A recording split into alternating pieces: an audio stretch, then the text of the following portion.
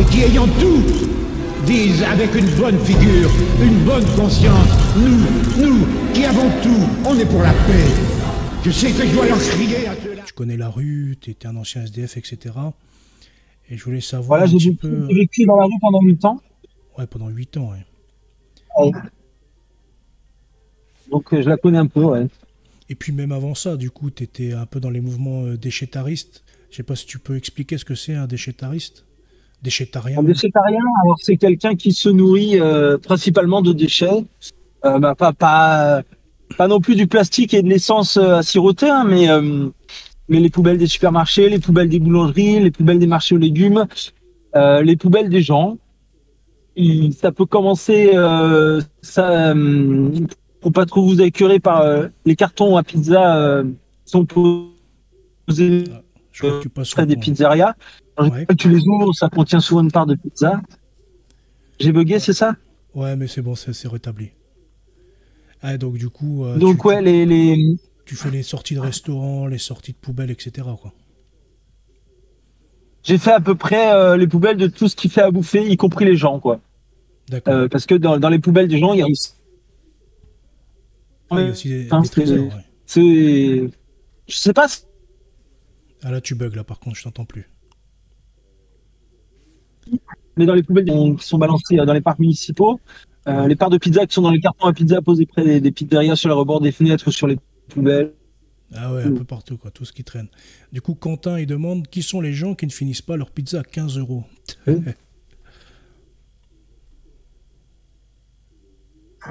Eh ben, les gens qui n'ont pas un estomac assez grand pour une pizza entière, sans faire de sexisme, j'aurais plutôt tendance à voir des meufs qui finissent pas les parts de pizza que des mecs, mais Et les enfants. je dirais qu'il y a quand même tout. Souvent, c'est les croûtes aussi. Ah oui. Alors moi, ça nourrit un petit peu, hein, il y a du blé dedans. Bah ouais, mais les enfants, ça se fait pas une pizza entière. En général, on leur achète une part. Ouais. Et donc, du coup, maintenant que tu t'es Oui, présenté... les croûtes, ça nourrit. Ah, ouais, parce que tu bugs, en fait. Donc ça avait coupé, j'avais l'impression que tu avais fini. Alors, j'ai une panne de réseau. Ouais. Pour le moment, là, ça passe. C'est les aléas de la 4G. Ouais, t'inquiète pas, c'est pas grave. C'est ça d'interviewer des pauvres aussi, là.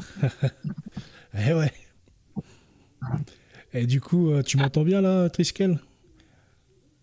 Pour l'instant, je t'entends. Ok, donc du coup, je voulais savoir quels étaient les aspects les plus difficiles à supporter quand tu étais sans abri? Qu'est-ce qui était le plus compliqué pour toi à ce moment-là? La violence, ouais. La violence. Moi, j'aime même pas la violence. J'ai jamais aimé la violence. Il y en a qui aiment ça, hein. Ah oui, ben, je bien la solitude, ça peut être compliqué, mais j'ai appris assez vite à aimer la solitude. Donc, il y en a pour qui ce qui est compliqué, c'est la solitude. Moi, non. Ouais. Même si dans la rue, tu es confronté des fois à une solitude assez chelou. Des fois, tu peux être au milieu de 1000 personnes et être dans une solitude absolue, quoi. C'est très t'es vraiment relatif. dehors du monde, quoi. Je veux dire, t'es présent, mais t'es quand même dehors, quoi. Ouais, moi, mon problème, ça a été la violence. Après, j'ai eu plein de petits problèmes annexes, hein, des jours où j'avais pas assez bouffé, ou alors pas assez dormi, ou alors froid. Mais mon plus gros problème, ça a été la violence qui venait d'autres personnes. Et toi, tu l'as beaucoup subi sur toi-même ou sur les autres, ou ceux qui t'entourent ou... La violence sur moi, je l'ai subi de la part des autres. Mais sur toi. Pas tout le monde non plus, mais... Enfin, je veux dire, toi-même, tu t'es fait battre, je veux dire, ou ceux de ton entourage. Ouais. Ouais, quand c'est moi qui les défonçais, ça me posait moins de problèmes, mais quand je me faisais défoncer, c'est ça qui me posait problème, quoi. Et je me suis fait défoncer un paquet de fois parce que j'étais pas un bagarreur, moi. Bien sûr. Et que souvent, les mecs, quand ils sont énervés, quand ils sont bourrés, quand ils sortent de chez eux, et pour se défouler, le gros truc, c'est d'aller taper du clodo, quoi. Ouais, donc des choses qui arrivent. Tu traînes là, et puis... Et oui, et en plus, petit, blond, tout gentil. En général, ces mecs-là, ils vont pas chercher le gros costaud boxeur militaire. Ils vont plutôt chercher le petit chétif, comme tu dis. J'étais la cible idéale. Donc à force, ça m'a appris à rendre les coups de tête, mais Ça t'a renforcé, mais heureusement, tu n'as pas laissé ta vie, quoi. J'ai pas laissé ma vie. Oh, t'as dû avoir beaucoup de séquelles, je veux dire, mais bon, moi, t'es pas décédé, t'es pas mort sur le trottoir, quoi.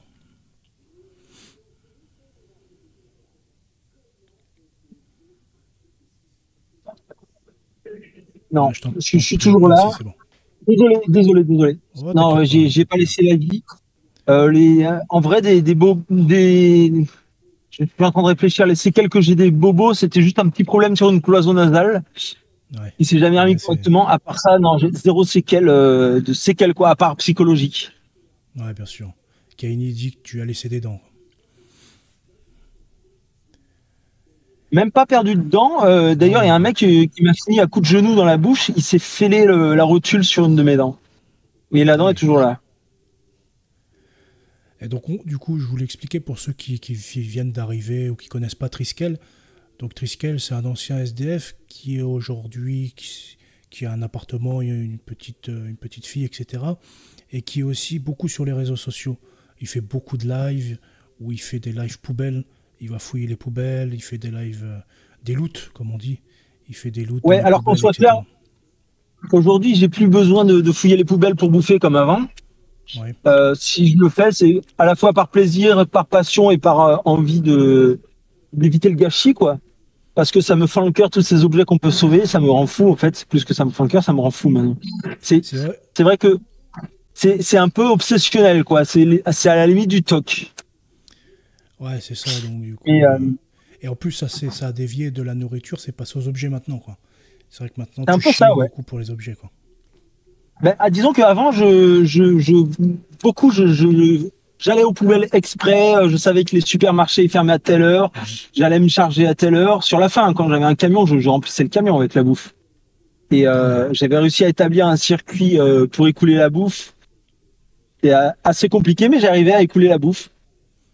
Et c'est vrai que maintenant, je ne cours plus après les poubelles. Avant, je pouvais passer la nuit dans les déchetteries. Je le fais plus, je vais plus du tout dans les déchetteries. C'est fini. Et puis aujourd'hui, par contre, aujourd'hui, c'est les poubelles qui croisent mon chemin. Je m'arrête que aux poubelles qui croisent mon chemin et je ne vais plus aux poubelles. C'est totalement différent comme approche. Ouais. Et malgré ça, je me fais déborder, en fait, par le volume. Alors, c'est vrai que quand je vivais à la rue, j'avais un volume infini parce que, à force d'aller... à force de divaguer, en fait, je trouvais beaucoup d'endroits abandonnés qui avaient énormément d'espace et j'utilisais beaucoup ces endroits. Je pouvais remplir vraiment, je pouvais aller en hauteur, quoi. C'était le cas de le dire.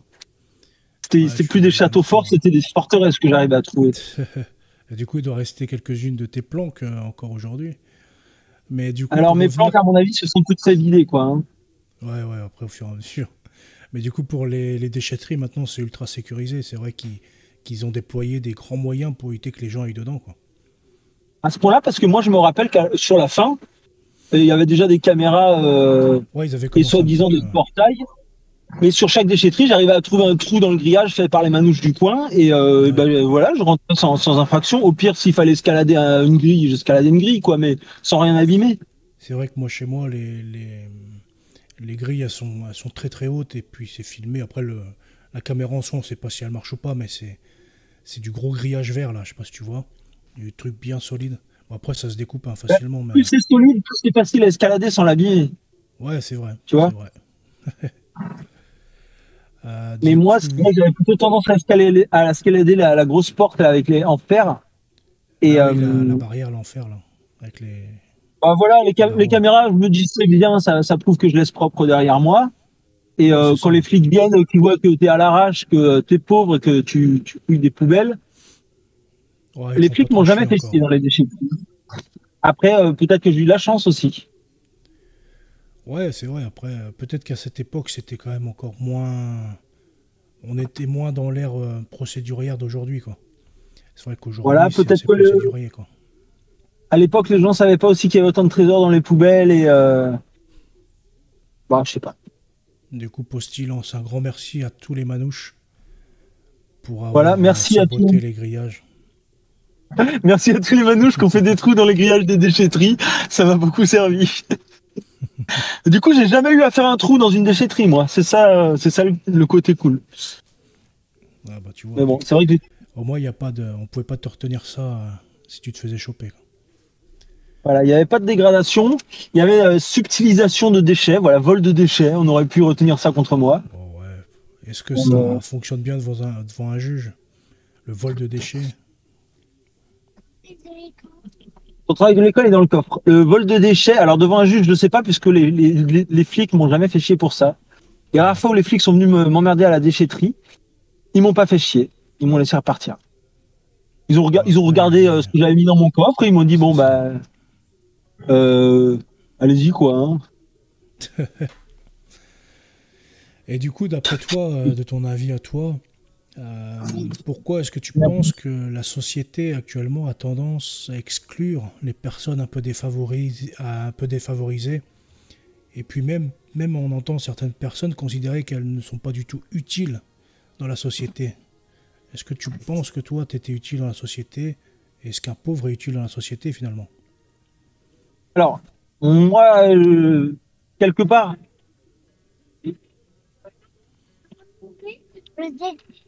C'est parti des événements de cheminot. ah oui, c'est vrai, elle a trouvé la casquette du cheminot.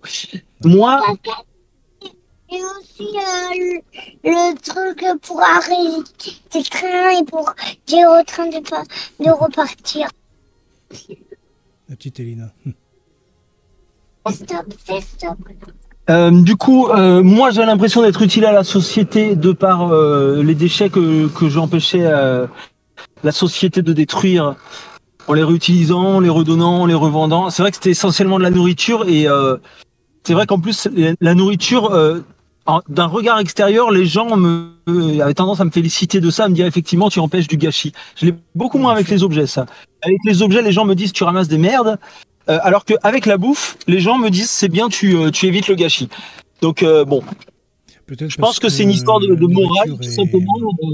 C'est une histoire d'éthique. Ouais, la nourriture, ça choque de jeter la nourriture encore bonne. C'est une histoire d'éthique, je pense. Et puis que ça soit périssable du fait que tu puisses le mettre après la poubelle, alors qu'un objet derrière, tu peux en profiter, quoi. Je veux dire, tu peux le vendre ou tu peux faire du business sur le dos des gens, on peut dire ça, quoi. Enfin, moi, je le pense pas, mais les gens peuvent le dire, quoi. Alors que moi, je trouve ça plus sain de jeter de la nourriture dans un compost et que ça retourne à la terre de manière naturelle, bien sûr, plutôt que de jeter une armoire fonctionnelle à la cheminée, quitte à en faire du feu et à se réchauffer avec. Je préfère encore la banane qui va au compost que l'armoire qui va au feu. Mais les deux sont mieux que d'aller dans une poubelle dans tous les cas. Oui. Parce que dans la poubelle, c'est ni composté, ni... Alors si, c'est fini. En fait, c'est brûlé, je crois. C'est brûlé, ensuite c'est enterré dans des grands bacs en plastique sous la terre. Mais bon, après, vaut mieux que l'armoire serve à entasser des livres et que la bouffe serve à nourrir quelqu'un, quoi. Ouais, c'est clair. On exploite la planète pour créer des produits. Et c'est con de les détruire après, alors qu'ils peuvent encore servir. Paradoxalement, pour finir de répondre à ta question, effectivement, il y a des gens qui servent moins, qui sont moins utiles à la société. Typiquement, ça va être la personne qui va regarder la télé 12 heures par jour et qui va rien faire d'autre de sa vie à part bouffer. Oui. Comme un golem, quoi, entre guillemets. Ah, je t'entends plus là, par contre. Non, c'est parce qu'il y avait une meuf accroupie au bord de la route, mais en fait, elle trimballait. Elle tenait un chat pour pas que je l'écrase. Je m'étais arrêté.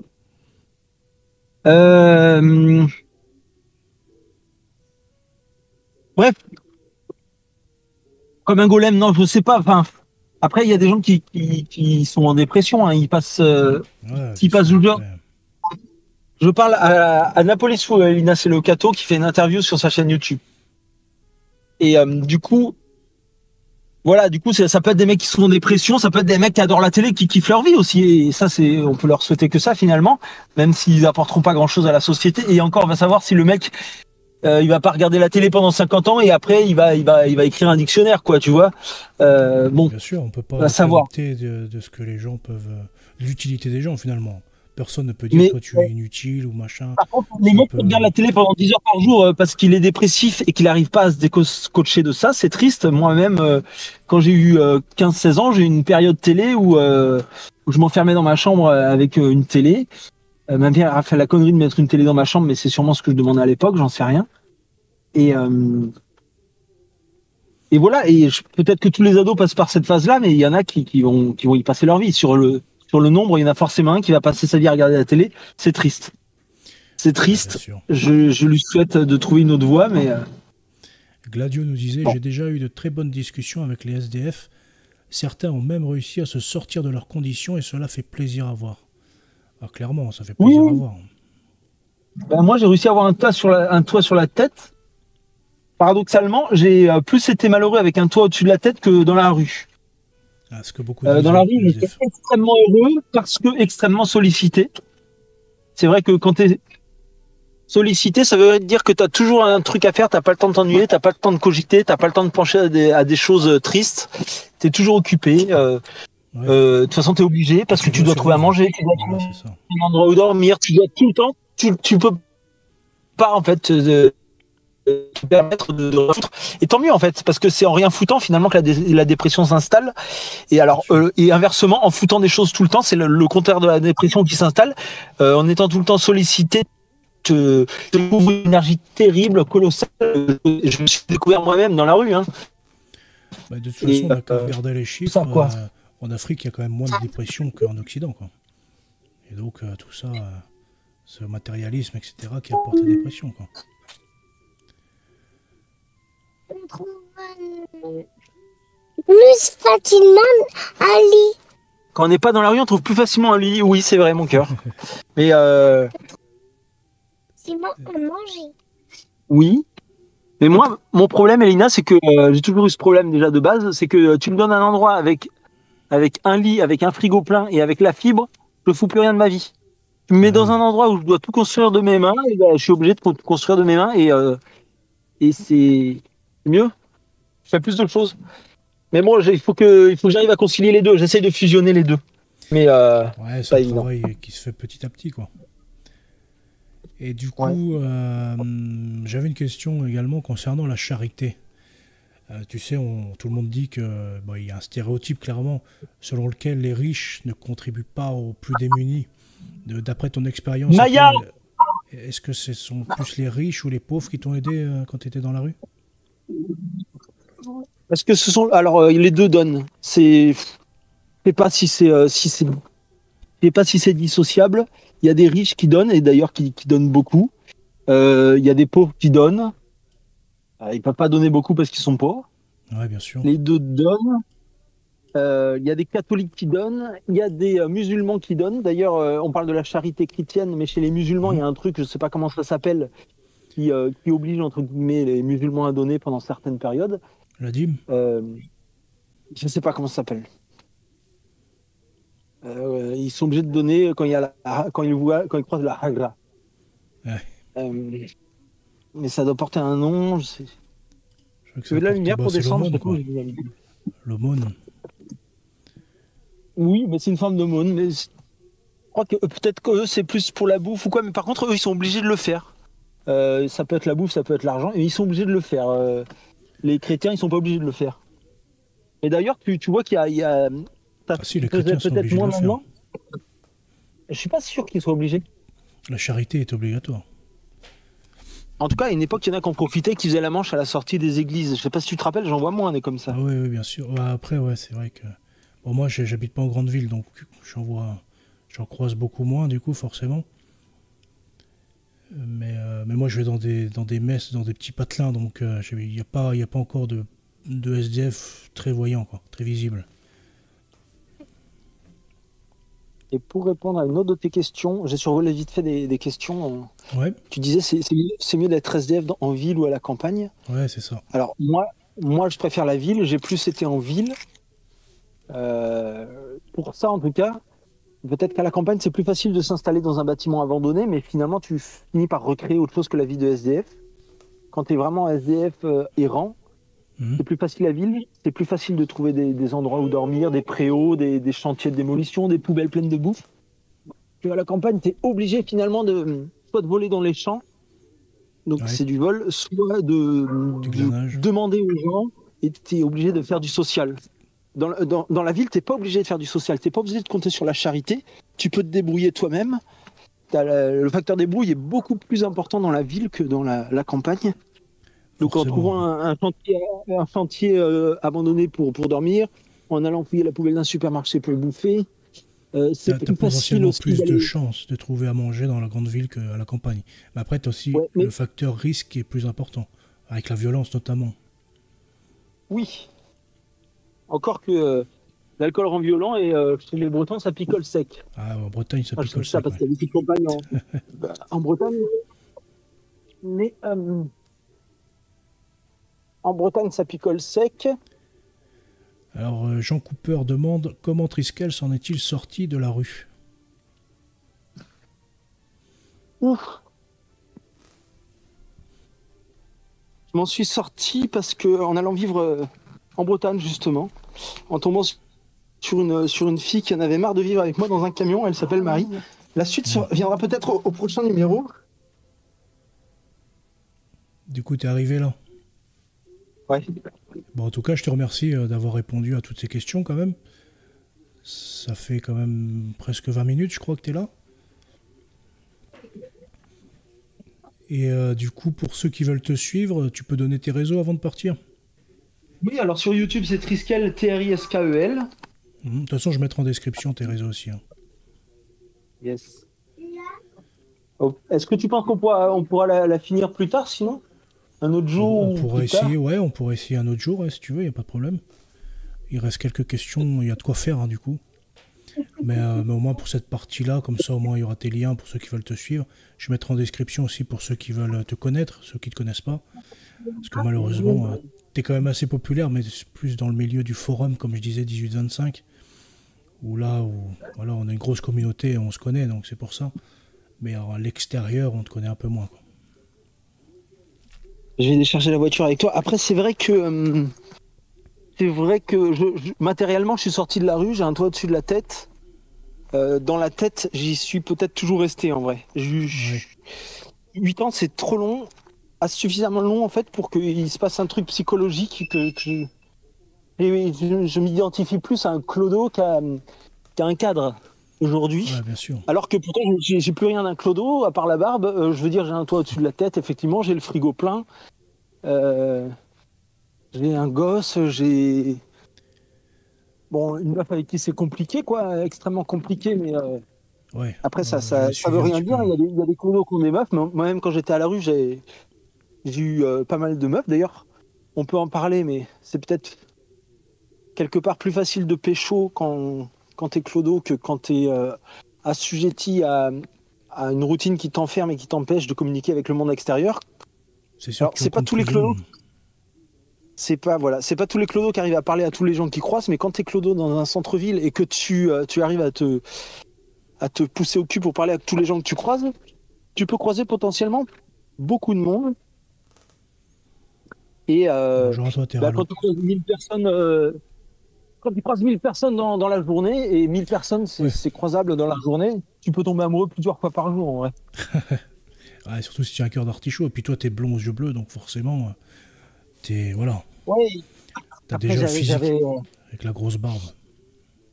J'avais pas la barbe à l'époque, mais j'avais un retour, peut-être parce que j'étais blond aux yeux bleus, mais au début je n'avais pas le retour, mais à force de parler à des gens tous les jours, de parler à 1000 personnes par jour, tu finis par acquérir un petit potentiel en communication qui est pas négligeable quand tu dois amuser quelqu'un, voilà, tu sais faire ressortir tes ondes positives ou j'en sais rien. Tu finis par acquérir des compétences, en fait. Du coup, je voulais répondre à Amata qui me dit c'est quoi votre communauté de 18-25? Désolé, je connais rien de tout ça. En fait, le 18-25, vaut mieux que tu connaisses pas, peut-être. Ouais, c'est vrai, vaut mieux des fois. C'est un gros forum qui regroupe les Français. C'est le forum de jeuxvideo.com. Et donc, du coup, c'est la section 18-25. Et dedans, en fait, il y a de tout, quoi. C'est vraiment toutes les classes sociales se retrouvent et puis s'expriment librement. Quoique maintenant, depuis déjà 2-3 ans, c'est extrêmement restreint par l'État parce qu'il y avait trop de liberté, quoi. C'est un peu comme la rue finalement, hein, parce que dans la rue, il n'y a pas que les gens qui sont à la rue. Dans la rue, il y a le riche qui va sortir de chez lui parce qu'il s'ennuie, il y a le pauvre qui va sortir de chez lui pour se déplacer, et les classes moyennes. Tu vas retrouver dans la rue, tu vas retrouver absolument tout le monde. C'est un sacré globi-bouga, et il y a des gens extrêmement riches qui qui viennent dans la rue juste pour passer du temps. Ça m'est arrivé d'en tomber. Il y a des mecs qui m'ont fait monter dans des voitures de tarés qui peuvent monter à 200 km sur l'autoroute, qui m'ont reposé à l'endroit où ils m'ont pris. Je sais même pas pourquoi ils ont fait ça. Franchement, je n'ai jamais compris. Ouais, parce qu'ils voulaient discuter avec toi, passer un bon moment, te faire plaisir peut-être. Alors, quand ils sont tombés sur moi, oui, ils ont voulu faire ça, mais ce qu'il faut essayer de comprendre, c'est pourquoi est-ce que le mec s'est retrouvé à aller dans ce cercle de SDF. Ah oui, c'était un SDF avant. Oui, d'accord. J'avais pas compris. J'ai sorti quoi? Moi, j'ai sorti Triskel, ça. tu me fais rire. J'ai presque la même vie que toi, sauf que j'ai décidé pas de sexe avant le mariage. Donc maintenant, c'est toi qui me rire. Effectivement, je suis pas dans la merde. Qui me fait rire maintenant. Effectivement, je suis pas dans la merde. Donc du coup, ouais.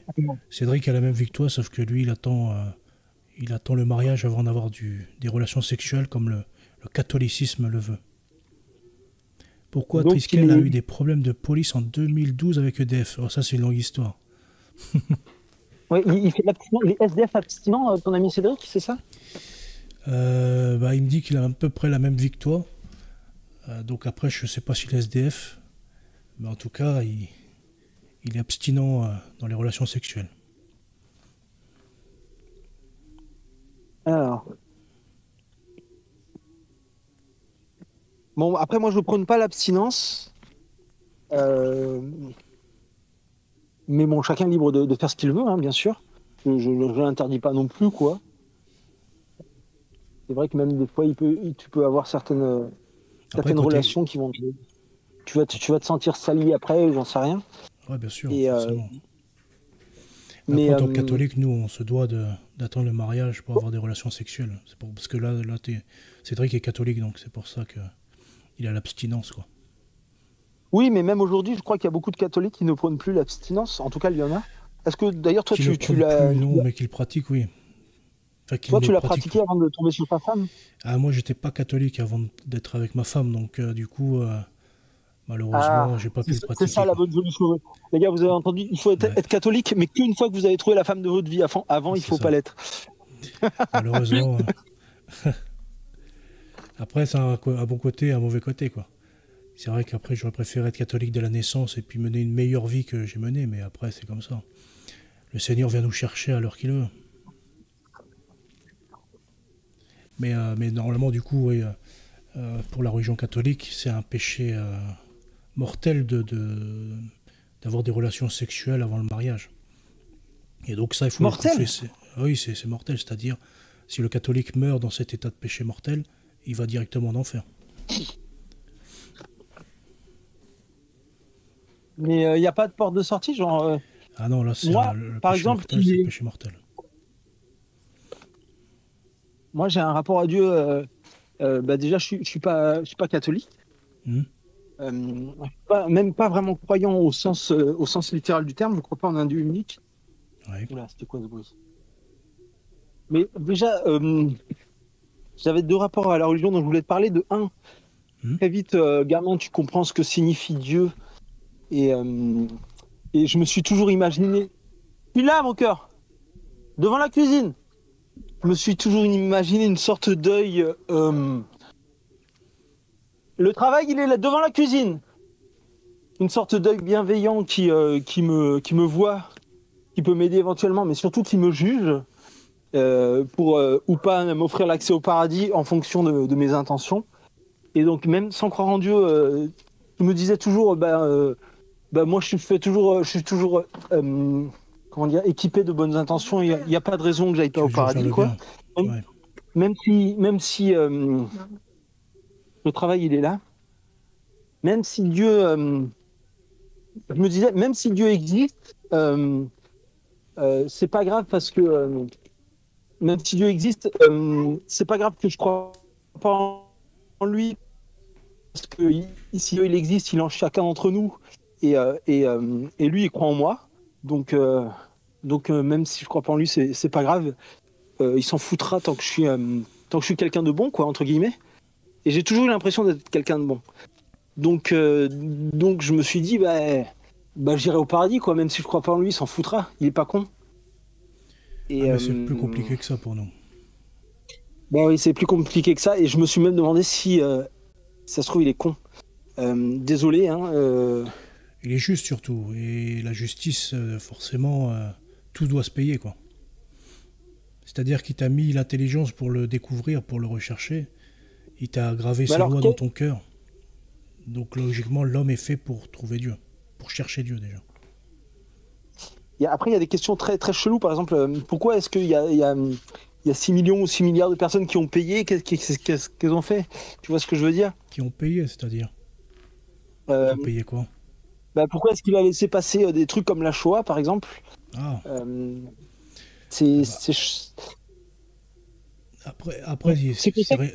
Après, c'est pas compliqué à répondre. C'est parce que Dieu, lui, te crée avec le libre arbitre. Donc, tu es libre de faire des bonnes actions, des mauvaises actions. Sachant que, comme il le dit, chaque action aura sa récompense. Donc, celui qui veut faire le mal, et comme il a encore dit dans la Bible, Satan, c'est le prince du monde. Donc, il tente les hommes à faire le mal. Donc, de facto, l'homme a un choix à faire. Soit il veut aller dans le mal, soit vers le bien. Et donc, Dieu n'est pas... nous ne sommes pas les marionnettes de Dieu, nous avons un libre arbitre. Et donc Dieu, lui, ce qu'il veut, c'est que l'homme l'aime pour le rejoindre dans le royaume. Mais après, l'homme a le droit de faire du mal.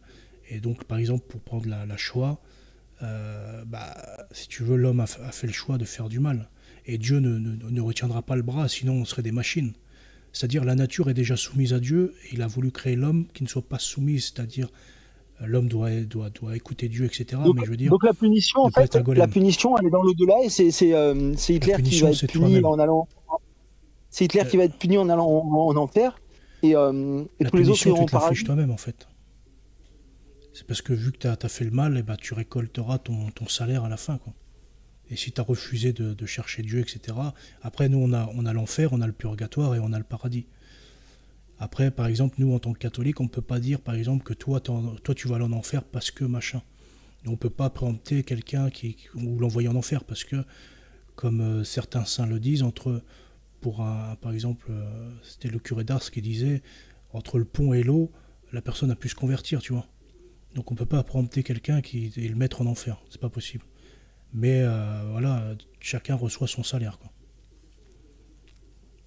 Et puis sur ton lit de mort, tu peux très bien demander pardon à Dieu, tu peux très bien avoir une grosse centrition parfaite et puis rejoindre le paradis. Après, on est d'accord que le salaire, on va dire le mauvais salaire d'avoir, par exemple, couché avec une femme avant le mariage, tu dis que c'est un péché mortel, mais vaut mieux faire ça quand même que de mettre un coup mortel à un bonhomme qui n'a rien fait dans la rue, par exemple.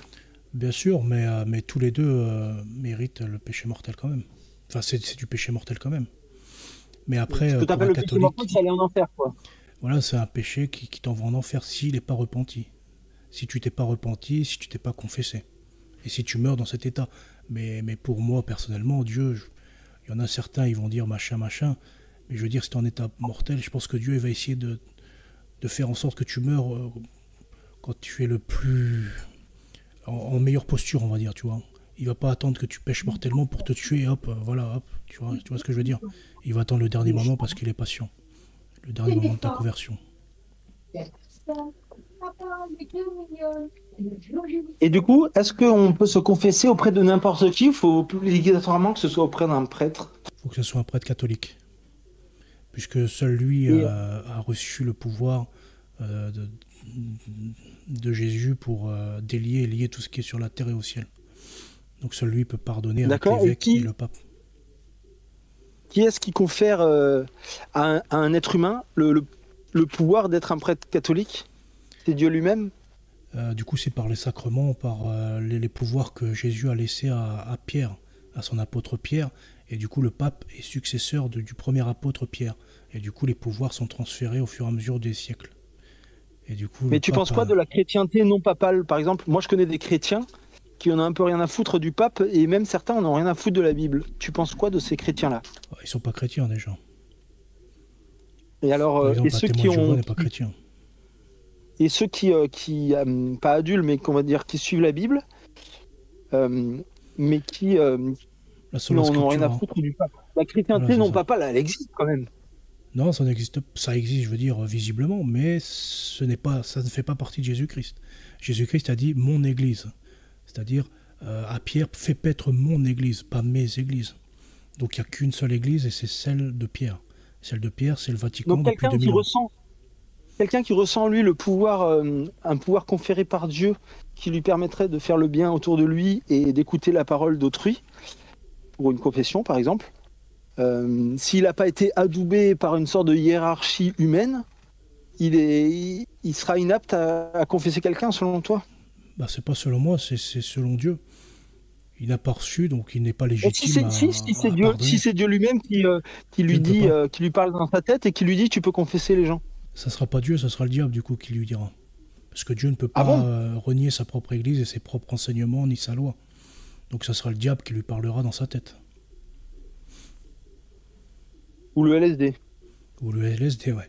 Soit c'est son imagination, soit c'est le diable. Et ça peut pas être son cœur, ça peut pas être une inspiration divine. Non, jamais. Pas sur des choses qui sont contraires à la loi de Dieu, si tu veux. Par exemple, pour te donner un exemple, tu peux pas. Par exemple, si il y a un truc que tu peux faire, si t'es pas baptisé, si t'as rien à voir avec l'Église, tu peux baptiser quelqu'un, même si tu n'es pas catholique ou chrétien. Ça, tu as le droit de faire. Mais c'est le seul sacrement que tu peux faire en cas d'urgence. Baptiser quelqu'un. C'est-à-dire, toi, tu as ta fille, par exemple, qui n'est pas baptisée, tu souhaites la baptiser parce qu'elle est en train de mourir, tu peux, c'est légal, Dieu l'autorise. Tu peux la baptiser. Si tu respectes bien le protocole, avec l'eau, et puis je te baptise au nom du Père, etc., là, ça fonctionne. Mais il n'y a que ce sacrement. Tout le reste, c'est des sacrements qui tirent leur pouvoir de la Bible et des premiers apôtres, enfin de Jésus et de son apôtre, de ses apôtres. Ok. Bon. Après, voilà, j'ai du mal un peu avec les protocoles. Mais je pense qu'on ferait mieux de s'écarter de la théologie, de revenir sur les sujets de la clochardisation, parce que sinon on va partir dans des débats. Après, je vais pas tarder à couper le live, parce qu'il est déjà tard. Du coup, j'ai fini par avoir des croyances païennes où il n'y a pas un seul Dieu, enfin c'est compliqué. C'est le Dieu poubelle. Mais le Dieu poubelle serait le Dieu des déchets serait un des dieux parmi tant d'autres. Il est là jusqu'à la nuit des temps. J'ai plus envie de parler d'esprit de la nature que de Dieu, en vrai. Des esprits pluriels d'ailleurs, mais la nature avec... Oui, bien sûr. Enfin après, bon, bref, tu connais le panthéisme, en fait. Oui, le panthéisme, bon. c'est une philosophie qui consisterait à dire que Dieu est en tout. Voilà, ça c'est une hérésie, par exemple, pour nous. Oui, bah après il y a plein d'hérésies. Les cathares, c'est une hérésie qui est chrétienne à la base, mais c'est des catholiques parce que voilà, les déviés, chrétiens, quoi. Voilà, mais ça reste des chrétiens. Ça reste des chrétiens, mais des hérétiques. Donc ils sont chrétiens de papier, on va dire, mais ils sont coupés de l'Église. Donc on peut pas dire qu'ils soient chrétiens puisqu'ils n'acceptent pas les dogmes de l'Église de Dieu.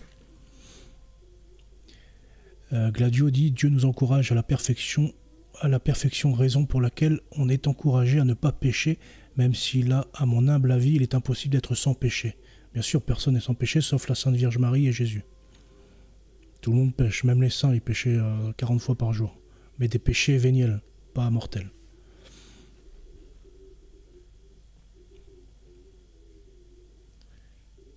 Après, moi, je sais que j'ai passé plusieurs journées sans péché, quand même un paquet. Après, j'en ai fait des péchés aussi, j'ai fait des conneries. Bon. Après, tout le monde... Écoute, c'est la vie. C'est ça, c'est que tout le monde, de toute façon, pêche, même un catholique. C'est pas parce que tu deviens catholique que tu es sans péché et que tu deviens parfait. Ça n'existe pas. Hein. En fait, devenir catholique, c'est prendre conscience qu'il y a une force au-dessus de toi, et cette force est bienveillante et miséricordieuse pour toi, et cette force, c'est ton Père, en fait, c'est ton Créateur. Et t'essaies, en fait, le but du catholique, c'est d'imiter Dieu, qui s'est fait chair en Jésus-Christ, et qui a souffert le martyre sur la croix. En fait, le but du catholique, c'est d'imiter Jésus-Christ, et d'essayer de lui ressembler à 100%. En affrontant les peurs, les souffrances, etc., en acceptant tout ça, pour se rapprocher de Dieu et vraiment l'imiter, tu vois. Ah bah c'est marrant parce que je l'ai imité sur pas mal de points, les cheveux longs et la barbe, j'ai marché pieds nus pendant 15 ans. J'étais gentil avec tout le monde. Bon, ça vient surtout de mon éducation, je pense. Merci, ouais. Maman. L'éducation qui provient du catholicisme. Qui provient du catholicisme, mais qui est athée, puisque ma mère m'a pas baptisé, elle ne croyait pas du tout en Dieu. Mais effectivement, je pense qu'il y a un axiome chrétien qui vient de tout ça, c'est le respect de la vie. J'ai cherché philosophiquement à savoir pourquoi je pensais comme ci ou comme ça. Parce que Dieu l'a inscrit dans ton cœur. Mais non, puisque Dieu n'est pas censé parler à l'intérieur de moi. En fait, c'est à la création, quand il crée ton âme, il inscrit ses lois dans ton cœur. Et en fait, ces espèces... Et puis, chacun, même si tu crois pas en lui, chacun a son tribunal divin, on va dire. La conscience, c'est ce que Dieu te donne comme outil pour te recentrer et te remettre sur le droit chemin. Tu vois ? Du coup, au bout d'un moment, j'ai cherché toutes les philosophies qui existaient, vite fait, et toutes les religions qui existaient. Moi, je ne sais pas non plus aller dans les 100 milliards de religions, il doit y en avoir beaucoup depuis que l'humain existe qui ont été créées.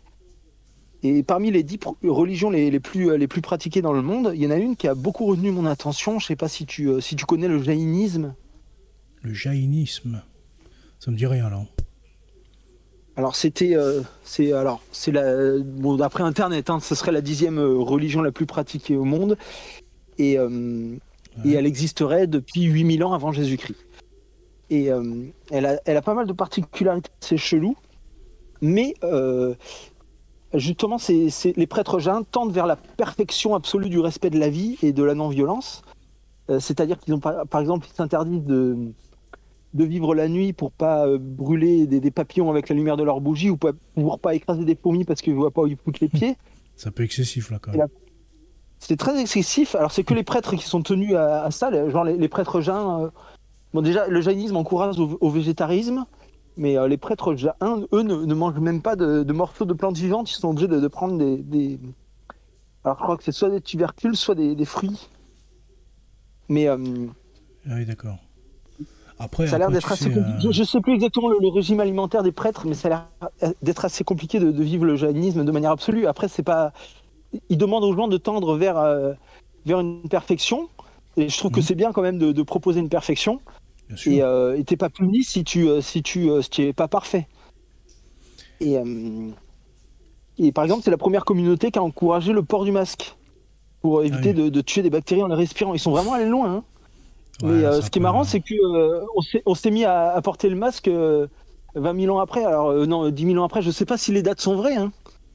Mais il y a plein de trucs qui m'ont plu, et c'est surtout cette histoire de mettre en avant la non-violence. Alors c'est assez particulier parce que c'est aussi une des rares religions qui n'a pas de Dieu. Ils disent que c'est un transthéisme. Ouais, je ne sais pas trop ce que ça veut dire. Un peu partout, à gauche, à droite. Mais malheureusement, ça c'est plutôt le truc de gauche. Si les dates sont vraies, c'est plutôt ceux de gauche et de droite qui ont pris des trucs chez eux. Ouais, mais le problème c'est que des dates, tu peux pas les estimer puisque tu n'as pas de preuves. Tu n'as pas de faits scientifiques, tu n'as pas de faits généalogiques.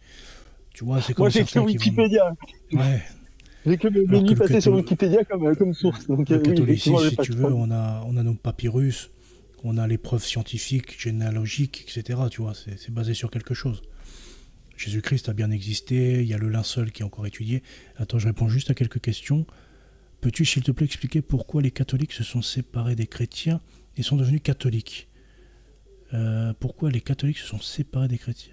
Les catholiques ne se sont pas séparés des chrétiens. Le chrétien, c'est un catholique. Il n'y a pas de chrétien qui n'est pas catholique.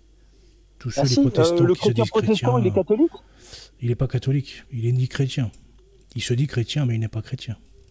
Ah, pour toi, les protestants, ils ne sont pas chrétiens ? Absolument pas, non. Puisqu'il y a plus de 18 000 sectes chez les protestants. Certains. Et les témoins de Jéhovah, ils ne sont pas chrétiens ? Absolument pas non plus. Les témoins de Jéhovah, eux, carrément, ils pensent que Jésus-Christ, c'est un ange. Donc, du coup, Et Estelle Reptile, elle n'est pas chrétienne ? Ah non. Bah, peut-être de papier, comme beaucoup d'extrême droitards, de droitardés aujourd'hui qu'on découvre, qui se cachent, qui se refugent en tant que chrétiens pour affronter l'islam. Si tu veux, en débat, ils se disent « moi, je suis catholique, etc. » Mais ils ne pratiquent pas, ils vont pas à la messe, ils font pas les sacrements. Ils sont juste chrétiens de papier pour confronter quelque chose aux musulmans, quoi. Parce que l'islam est dominante et politique. Mais voilà, c'est tout, quoi. Donc les droitardés comme Estelle Redpil, ils se disent juste chrétiens parce que c'est une tradition, et puis sans plus, quoi. Après, j'espère pour elle que ça lui a fait prendre conscience que je pense que tu parles de la vidéo là. Et du coup, qu'elle a commencé à s'intéresser, et puis qu'elle va découvrir Dieu, et puis se convertir vraiment, sincèrement. Mais après, moi, tu vois, je connais pas les tenants et les aboutissants, effectivement, du respect de l'Église, du respect de la papauté, mais je pensais vraiment qu'il y avait un courant chrétien catholique, un courant chrétien protestant, un courant chrétien truc. Si tu veux, là, actuellement, dans l'Église, si tu veux parler de courant vraiment les catholique... schismes, en fait, les schismes et les hérétiques, ça restait de la chrétienté pour moi. Si tu veux, un hérétique, il peut changer, donc il peut retourner dans l'Église et retourner et redevenir catholique au sens plein du terme. Mais un schismatique aussi, s'il veut, il peut renier son schisme et redevenir catholique. Mais celui qui a créé le schisme, il n'est pas catholique, il est plus catholique. Il se sépare de l'Église enseignante et du pape. Et donc forcément, et de la tradition. Donc de tout ce que Jésus a instauré sur terre.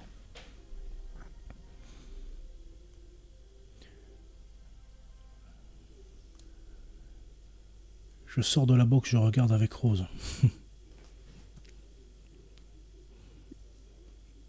Oui, donc toi, t'es un puriste, tu réduis vraiment la chrétienté à son essence primaire, donc c'est... Bah, c'est même pas moi, en fait, hein, c'est comme ça, quoi, c'est tout. Si tu veux, c'est le catholicisme. Non, par exemple, un protestant, tu lui demandes s'il est chrétien, il va te répondre oui, non? Ouais, il va te dire oui, mais il n'est pas chrétien. Parce qu'un chrétien, il croit au pape, un chrétien, il croit à Marie, non, selon l'Église de Dieu. Si tu veux, qui a protégé, qui a développé le catholicisme? C'est le premier apôtre de Jésus-Christ. Qui c'est le premier apôtre de Jésus-Christ, Pierre. Et Pierre, son successeur, on a toute la liste depuis Pierre jusqu'à le pape François aujourd'hui. Certains disent qu'il n'est plus pape, parce que comme je te disais, il y a plusieurs courants dans le catholicisme. Mais c'est des courants, on va dire, si tu veux, tu as le CD vacantiste qui va dire que le pape n'est plus pape, et que depuis Vatican II, c'est infiltré. Lui, il est schismatique. Donc il est en dehors de l'Église et il s'expose pareil au péché mortel et à finir en enfer. Et après, il y a les conciliaires. Et si jamais il se trompe pas? De quoi? Et si jamais il se trompait pas? Bah, vaut mieux en fait, si tu veux, rester sous le giron du pape plutôt que vouloir faire sa propre théologie à côté, si tu veux. Tu t'exposes à moins de risques. Et si jamais il y a eu un pape illégitime et qu'il se trompait pas, le mec, puisque l'humain, il est capable de tous les vices. S'il y en a un qui a réussi à être pape à la place du pape, comme Is No Good, là, en trafiquant des papiers ou j'en sais rien, moi. En fait, si tu veux, à chaque conclave, t'as tous les évêques qui sont là pour valider l'élection. Ils sont là en tant que pouvoir pour valider, si tu veux. Et donc le pape, si jamais il ressort qu'il est hérétique, eh bien, ça sera à un futur concile qui se regroupera et qui le déposera ou qui le nommera hérétique. Et donc, tout ce qu'il a promu, ça sera effacé. Et puis, mais pour le moment, il y a... Bonjour, le commencement de l'Église, c'est la Pentecôte lors de la descente du Saint-Esprit sur Marie et les apôtres. Il faut absolument que vous... Et donc, voilà. Bon, par contre, je vais devoir bientôt arrêter le live. Parce que j'ai peur de réveiller les petites, là. Ouais. Ah, donc j'aurais réussi à durer suffisamment. Écoute, on remet ça quand tu veux. Ouais, ça marche. Quand on trouve une disponibilité commune, parce que c'est vrai qu'avec les enfants, des fois, c'est compliqué. Ouais, c'est ça. C'est juste j'ai peur de ne pas les réveiller, tu vois. Sinon, après, toute la nuit, ça va être compliqué. Mais c'est pour ça que je fais, tu vois, de 20h à 21h normalement. Et l'après-midi, je peux pas avec les petites et tout. Donc voilà. Bon, en tout cas, je te remercie, Triskel. Je vais dire au revoir à tout le monde. Après, et puis n'hésitez pas à le suivre. Ou toi, tu arrives à pas avoir les petits dans les pattes et pendant qu'elles dorment, s'il y a quelqu'un d'autre qui peut être pas loin, toi tu peux aller dehors par exemple. Avec le PC, c'est compliqué. Hein. Ah putain, oui, tu fais tout avec le PC. Ouais, je suis sur le PC. Ouais. Mais de toute façon, de toute façon, on se cale. Je viens regarder de temps en temps tes lives. Et puis, pour le moment, je sais pas quand je relancerai un live. Mais si je relance un, de toute façon, je te réinviterai pour finir ces petites questions et puis discuter un petit peu du catholicisme. Ce sera peut-être le nouveau thème du prochain live. Bon, en tout cas, je te remercie beaucoup, Triskel, d'être venu. On a même pas pu finir toutes tes questions. Ouais. C'est vrai qu'on est parti en impro plutôt qu'en mode questionnement. Mais puis... dans tous les cas, j'essaierai un jour de me poser au KLM et de me poser à moi-même tes questions, celles que tu as préparées depuis je sais pas combien de temps, de longue date, et d'y répondre Dieu a attendu avec le tout bon le temps moment. possible imaginable et de broder. Et je t'enverrai tout ça. Ouais, ça marche. Bah écoute, je te remercie encore. Et puis n'hésitez pas à suivre Triskel sur Kik, sur YouTube, sur Twitter aussi. Mais même si sur Twitter, il n'est pas très actif.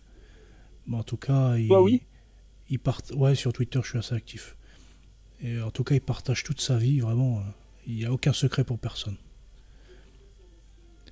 Et donc, je te souhaite une bonne soirée, Triskel, en tout cas. Et je te remercie pour ton temps. Et je mettrai tes liens en description, de toute façon. Et puis on essaie de se recapter un moment pour échanger plus en profondeur.